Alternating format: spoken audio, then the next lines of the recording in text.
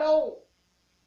Rebonjour, ça fait un petit bout, ça fait plus d'une dizaine de jours que je ne vous ai pas parlé. Nous sommes dans la neige au Québec en ce moment. Encore une autre tempête de neige après plusieurs épiques il y a une couple de jours, mais c'est la réalité du Québec et du Canada. On va finir par en parler des hydrolats et aussi c'est appelé les eaux florales.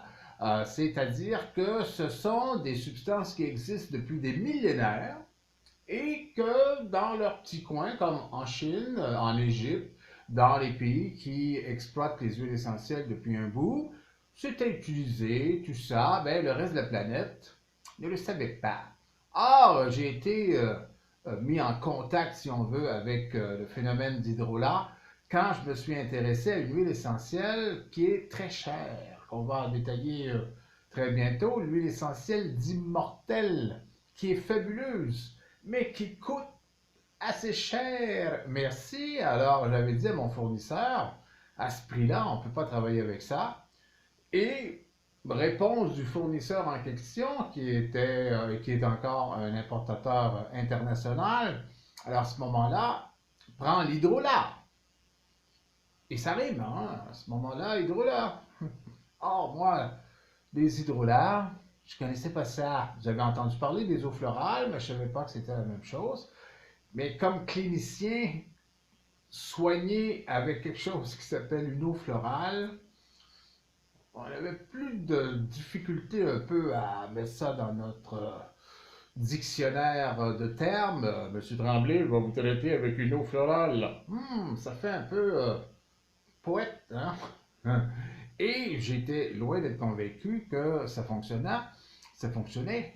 Or, l'immortel, rapidement, c'est une substance qui aide beaucoup pour la circulation. Pour faire une histoire courte, j'ai essayé l'eau florale en question d'immortel et j'ai eu des résultats intéressants, ce qui a ouvert mes horizons sur les eaux florales et les hydrolats. C'est la même chose. C'est quoi exactement? C'est le premier résultat que vous avez quand vous faites bouillir une plante et que vous récupérez la vapeur d'eau. Premier résultat. Par la suite, si vous voulez des huiles essentielles, il faut faire rebouillir tout ça, mais et distiller dans certains cas. Mais pour l'eau florale, c'est suffisant pour avoir un produit d'eau surtout, qui est à 95% d'eau. Hein, c'est certain, c'est pas pour rien que ça s'appelle comme ça, mais qui fonctionne quand même assez bien et surtout qui a un avantage, c'est-à-dire que comme c'est pas aussi fort que l'huile essentielle,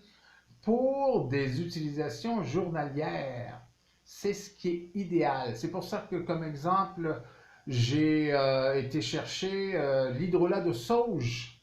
L'hydrolat de sauge sclaré, entre autres, parce qu'il y a deux sauges. Il y a la sauge officinale que j'aime moins, parce qu'il y a des contre-indications beaucoup, mais la sauge sclarée est plus généreuse. Elle est surtout généreuse pour la femme. Et personnellement, je trouve qu'on s'occupe bien mal des femmes à travers la planète. Vous allez me dire, on s'occupe bien mal de l'être humain, point, vous avez raison, mais particulièrement des femmes. Or, les femmes, c'est une mine d'hormones hein, qui sont constamment en ébullition et en transformation et qui amènent toutes sortes de petits désagréments. Euh, vous n'êtes pas obligé d'attendre à la ménopause, il y a, au niveau des menstruations, etc., etc.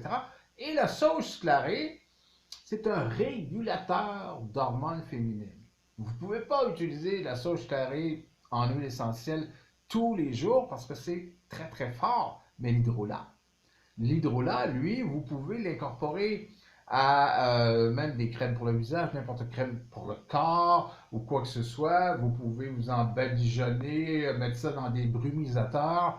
Ça va fonctionner. Vous en allez en avoir toujours ou presque dans le sang et ça va équilibrer votre système hormonal, mesdames. Donc, ça va beaucoup enlever des désagréments. Alors, c'est pour ça que je voulais parler de la sauge clarée. Je vais en reparler éventuellement au niveau des huiles essentielles.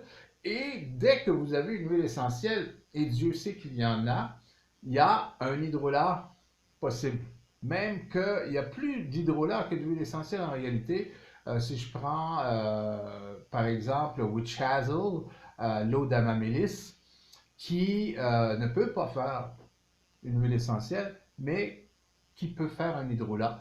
L'eau en question d'Amamélis, c'est l'hydrolat de l'Amamélis. Donc, on a à ce moment-là une possibilité incroyable à travers le monde merveilleux des plantes végétales en ce qui concerne les eaux florales ou les hydrolats. Je vous reviens bientôt avec des problèmes de crise d'angoisse et les moyens de les prévenir et de les annihiler.